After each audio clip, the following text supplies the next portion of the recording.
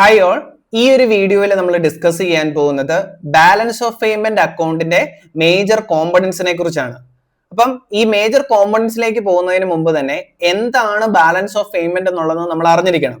അപ്പൊ balance of പേയ്മെന്റിന്റെ definition അനുസരിച്ച് it is A systematic record of all the economic transaction of A country with the rest of the world in A given period of time എന്ന് നമ്മൾ പറയാം. അതായത് ഒരു രാജ്യം മറ്റു രാജ്യങ്ങളുമായിട്ട് നടക്കുന്ന എല്ലാ എക്കണോമിക് ട്രാൻസാക്ഷൻസിന്റെയും ഒരു റെക്കോർഡിനെയാണ് നമ്മൾ ബാലൻസ് ഓഫ് പേയ്മെന്റ് എന്ന് നമ്മൾ വിളിക്കുക.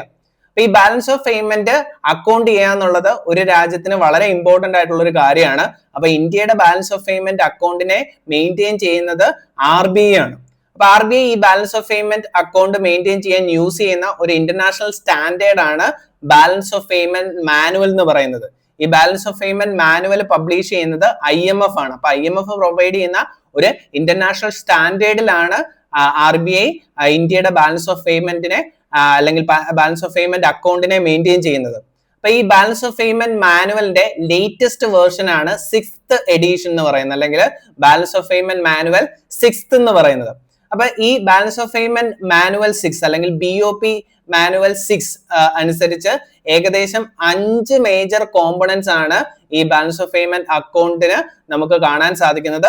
അത് ഫസ്റ്റ് വൺ കറന്റ് അക്കൗണ്ട് ആണ്, സെക്കൻഡ് വൺ ക്യാപിറ്റൽ അക്കൗണ്ട് ആണ്, തേർഡ് വൺ ഫൈനാൻഷ്യൽ അക്കൗണ്ട് ആണ്, fourth one total asset and liabilities ആണ്, last one errors and omissions. അപ്പം ഈ ബാലൻസ് ഓഫ് പേയ്മെന്റ് അക്കൗണ്ടിൽ നമുക്ക് ഇങ്ങനെ 5 മേജർ കോമ്പണൻസ് ആണ് കാണാൻ സാധിക്കുക. അപ്പൊ എത്ര അക്കൗണ്ട് ഉണ്ടെന്ന് ചോദിച്ചു കഴിഞ്ഞാൽ നമുക്ക് എന്തൊക്കെ പറയാം?